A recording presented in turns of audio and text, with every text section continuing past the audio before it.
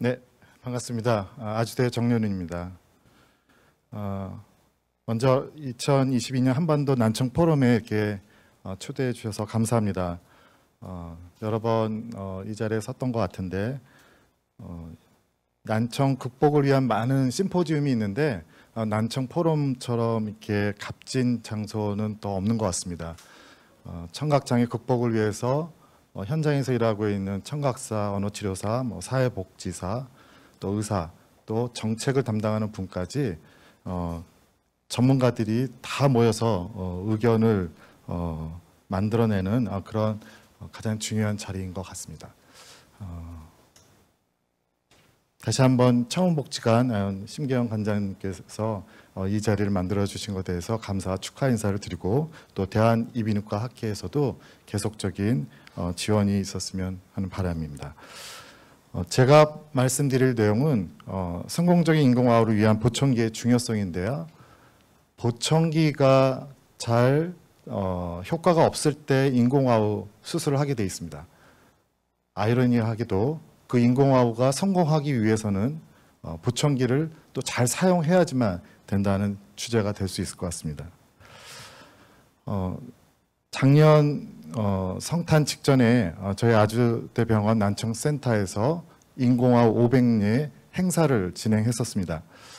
20년 동안 저희들이 인공화호 수술을 해왔던 결과물들을 발표하고 환우 가족들하고 같이 이렇게 즐거운 시간을 가졌는데요. 그 과정 20년을 보면 오늘 포럼의 부제인 인공화호 20년의 역사와 기회를 같이 한다고 할 수 있습니다. 여기 보시면 2002년도에 저희들이 인공화호 시작을 해서 지금까지 500례를 한 것은 수원시 100만에서 500례를 한 것은 서울시 1000만에서 5000례를 한 것과 다를 바 없는 그러한 성과를 냈다고 저희들이 자부하고 있습니다.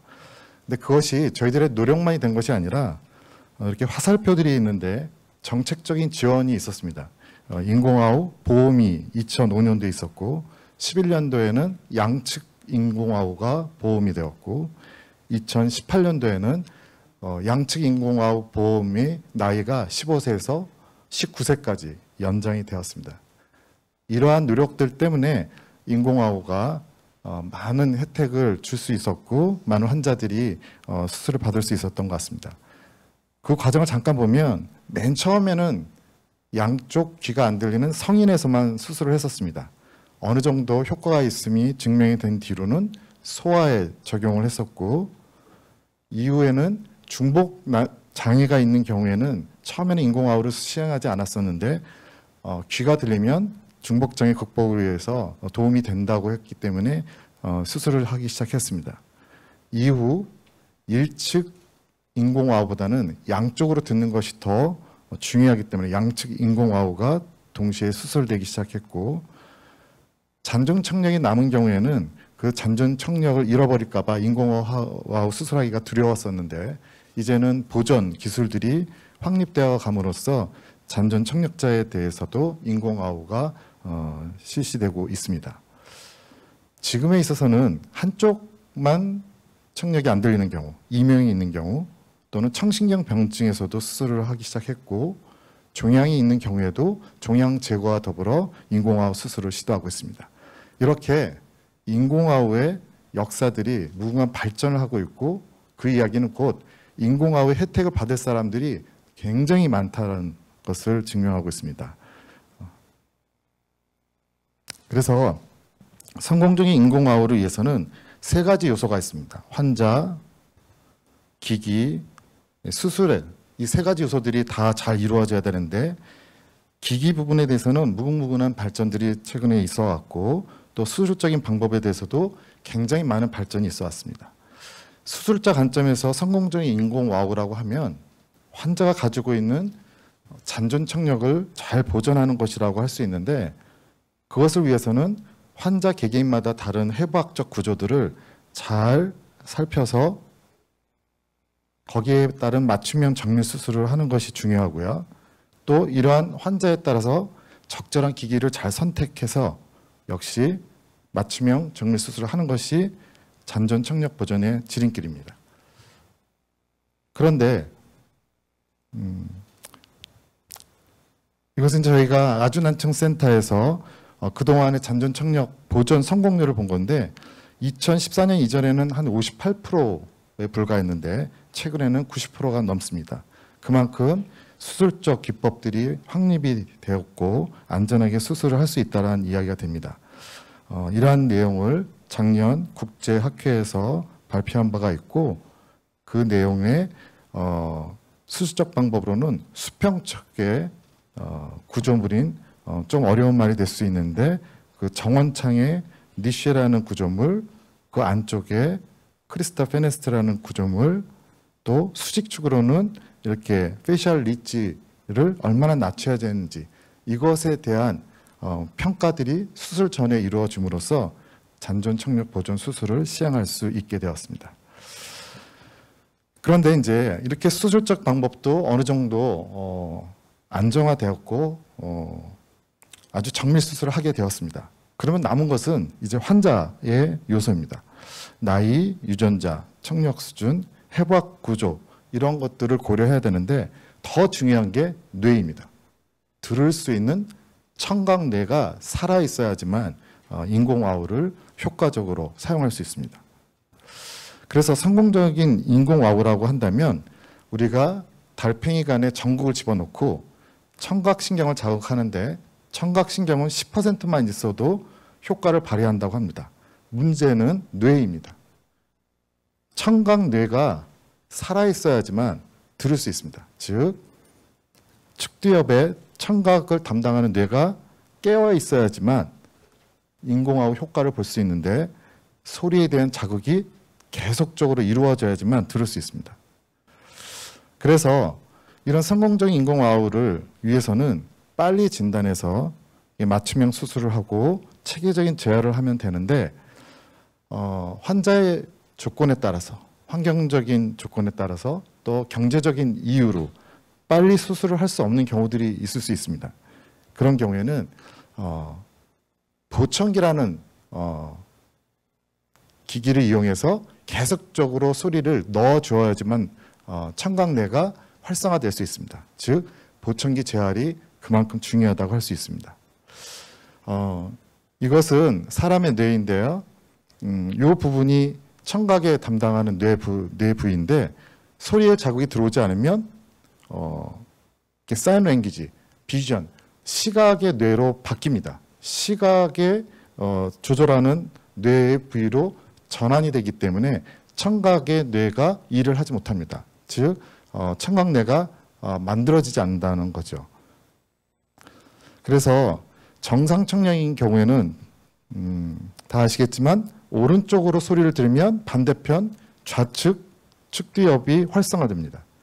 왼쪽 소리를 들으면 오른쪽의 측두엽이 활성화되는 게 정상적인 청력을 가진 사람의 뇌입니다. 그래서 인공호흡을 할 때 동시에 양측을 하게 되면 정상과 같이 똑같이 뇌가 활성화됩니다. 하지만 한쪽만 수술을 하게 되면 반대측 뇌는 활성화되지만 동측에 있는 뇌는 별로 활성화되지 않습니다. 이것을 나중에 순차적으로 반대쪽 인공와우를 한다고 해서 크게 활성화되지 않는 문제가 있습니다. 이런 경우에 저희들이 꼭 필요로 하는 것이 보청기입니다. 보청기를 사용해서 다음 인공와우 수술하기까지 소리의 자극을 지속적으로 넣어주는 것이 매우 중요합니다. 그래서 지금까지 인공와우에 있어서 어떻게 발전해왔고 그 안에서 보청기의 역할들이 어떤 것인지를 좀 살펴봤는데요. 이제 저희 병원의 데이터를 이용해서 소아의 경우, 성인의 경우 보청기를 착용함에 따라 어떤 결과가 나오는지 한번 보도록 하겠습니다. 79명 순차적으로 인공와우를 했던 경우를 분석해 보았습니다. 1년 미만의 두 번째 와우 수술한 경우는 거의 동시에 수술한 경우나 다름이 없고요. 1에서 4년이 25명, 5에서 9년 뒤에 수술한 경우가 19명, 10년 이상이 13명입니다.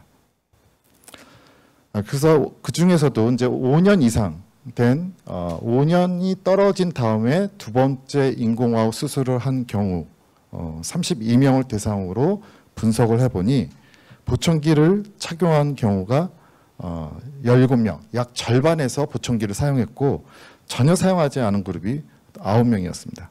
이것을 저희들이 그냥 부분 착용한 환자들을 자세히 분석해서 착용 미착용을 나눠봤습니다.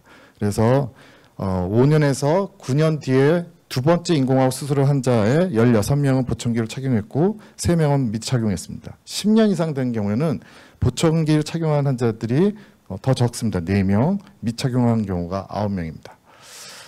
그런데 재미있는 것은 두 번째 인공호흡 수술을 과연 그럼 사용하느냐? 5년에서 9년 사이에 떨어진 다음에 수술한 경우에는 전부 다 사용을 했습니다.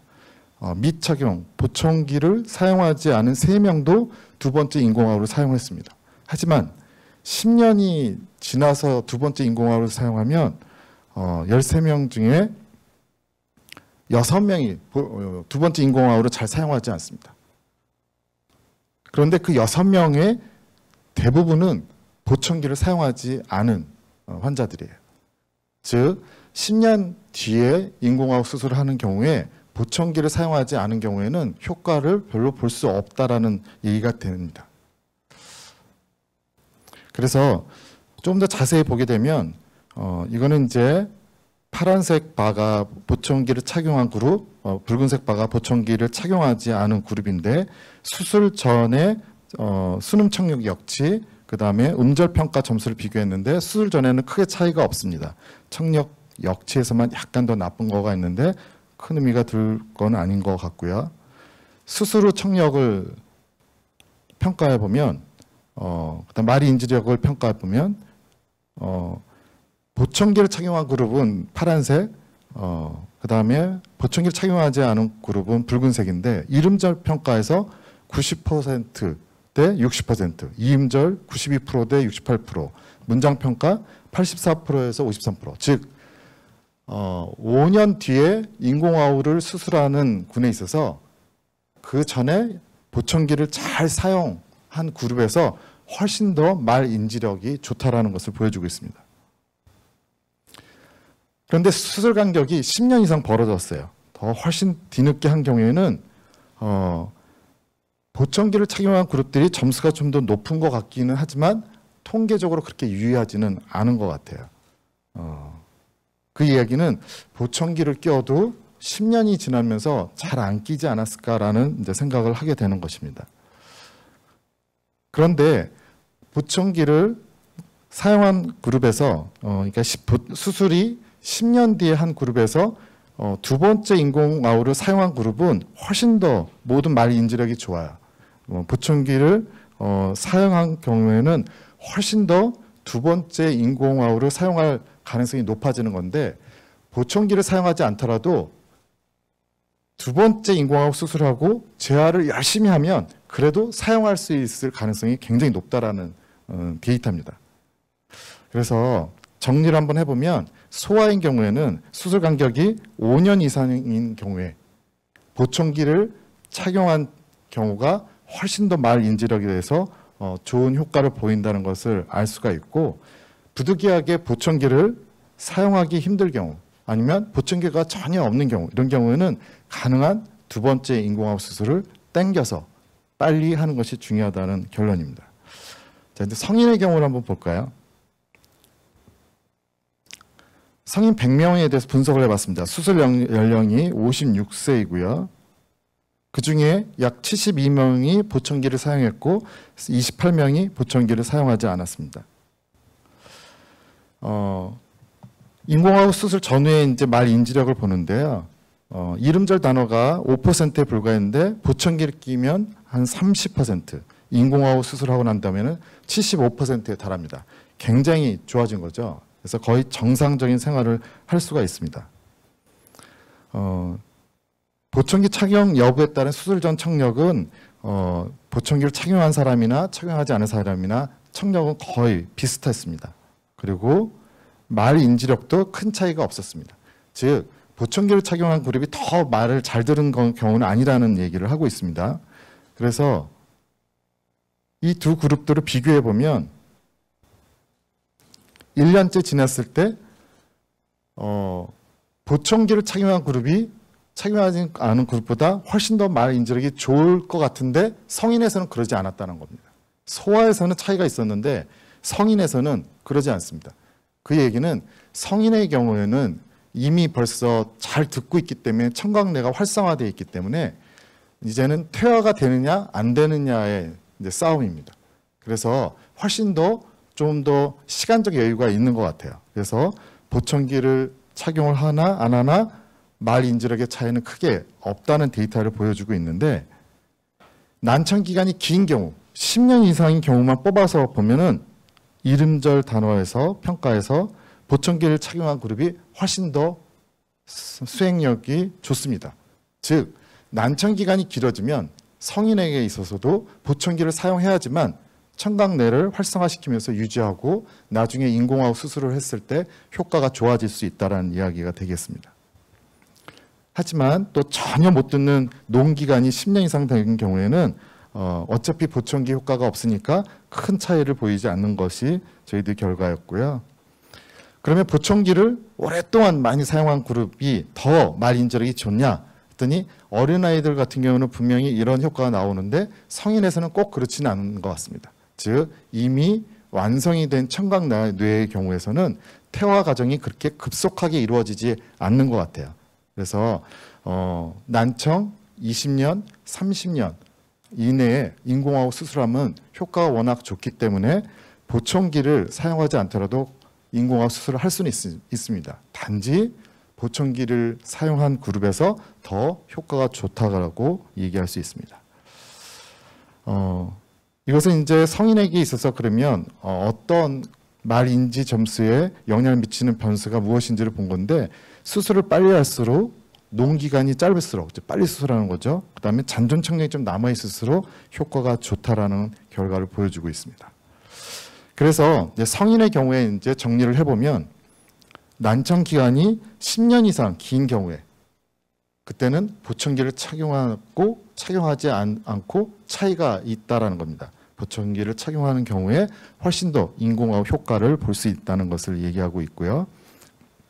하지만 앞서 얘기한 대로 소아보다는 보청기의 효과가 그렇게 절대적이지 않다라는 것을 알 수 있습니다. 케이스 몇 가지를 보여드리고 마무리하도록 하겠습니다. 25세 여자인데요. 이 여자는 8세 때 첫 번째 인공호흡 수술을 했고 18세 때 두 번째 인공호흡 수술을 했습니다. 10년이란 긴 간격이 있었는데 이 친구는 보청기를 잘 사용을 했어요. 계속해서 보청기를 사용해 왔습니다. 했더니 보시면 이게 청력이 나쁜 쪽에 첫 번째 인공호흡 수술을 했고 이쪽은 보청기를 사용을 했는데 10년 뒤에 이쪽도 인공호흡 수술을 했습니다. 청력 역치는 다 좋습니다. 보면은 듣기 평가에서 이름절, 이음절, 문장 점수 모두 수술 후 3개월, 6개월 이내 거의 정상에 다다릅니다. 즉 10년이 갭이 있었지만 보청기를 계속 사용한 경우에는 빨리 정상처럼 듣는 효과를 보인다는 것이죠. 이 경우는 반대입니다. 거의 같은 나이인데요. 첫 번째는 6세, 두 번째는 19세, 13년의 수술 간격이 있었는데 보청기를 사용하지 않았어요. 전혀 사용하지 않았는데 두 번째 이제 수술을 한 거죠. 청력이 처음에 이랬다가 오른쪽에 인공호흡 수술하고 왼쪽은 보청기를 하다가 왼쪽도 인공호흡 수술을 했습니다. 소리는 잘 듣는데 듣기 평가를 해보면 처음에는 좀 올라가는 것 같더니 결국 40%, 20% 떨어지면서 인공호흡을 잘 사용하지 않습니다. 이 아이는 보청기를 전혀 사용하지 않았기 때문에 인공호흡 소리가 나중에 들어갔을 때 굉장히 어색하다고, 불편하다고, 시끄럽다고 많이 호소를 합니다. 그리고 사춘기 나이와 결합이 되면서 와우를 잘 사용하지 않는 결과를 보였습니다. 즉 보청기를 사용하지 않으니까 소리에 대한 적응력이 떨어지는 거죠. 이 친구는 한 3세 때 수술을 하고 두 번째 수술은 20세, 17년 간격을 두고 했는데 보청기를 잘 사용하지 않았어요. 그런데 잘 보시죠. 청력은 양쪽 비슷하다가 오른쪽에 보청기를 사용했고 오른쪽에 인공호흡 수술, 왼쪽에 보청기를 사용하다가 17년대에 왼쪽에 수술을 했습니다. 그런데 듣기 평가를 하니까 한 6개월, 1년 사이에 거의 첫 번째 수술 효과를 따라잡았어요. 이 친구는 두 번째 수술을 하고 난 다음에 엄청난 재활 훈련을 했습니다. 첫 번째 인공호흡을 빼고 두 번째 인공호흡만 계속 듣는 훈련을 열심히 하다 보니까 따라잡은 거예요. 그러니까 어린 경우에는 이렇게 열심히 재활 노력을 하면 보청기를 좀 안 끼웠다 하더라도 효과가 나타날 수 있습니다. 포기할 필요는 없습니다. 그만큼 재활 훈련이 중요하다는 걸 보여주고 있습니다. 다음은 성인인데 30년 동안 난청 기간이 있었어요. 60세인데요. 보청기를 계속해서 16년 동안 사용을 했습니다. 양쪽 귀가 거의 90데시벨로 보청기를 끼워도 70데시벨에 머무르는 정도였는데 수술 후에 바로 6개월 뒤 정상에 가깝게 듣기 시작합니다. 아주 효과가 좋지요. 하지만 이 환자는 66세인데 못 들은 기간이 35년이고 보청기를 사용하지 않았어요. 해보면 인공호흡 수술 청력의 역치는 좋은데 말 평가를 해보면 듣기 평가를 하면 50%에 머무르고 맙니다. 거의 효과가 많이 나타나지 않아요.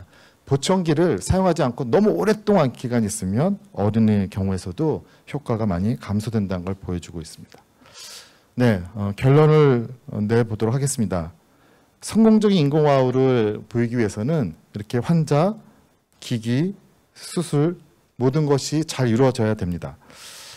기기의 발달과 수술적 기술의 발달들은 많이 있어 왔습니다. 이제 환자의 적응증들이 확대되고 있는 과정에서 가장 중요한 것은 듣는 청각뇌입니다. 청각뇌가 살아있어야지만 우리가 인공호흡을 효과적으로 수술할 수가 있는데 그것을 유지하는 방법이 보청기 재활입니다.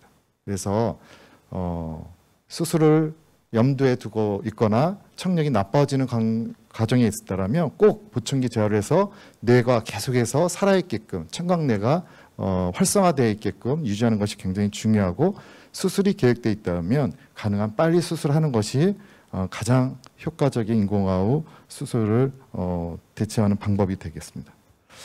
네, 이상입니다. 경청해 주셔서 감사합니다.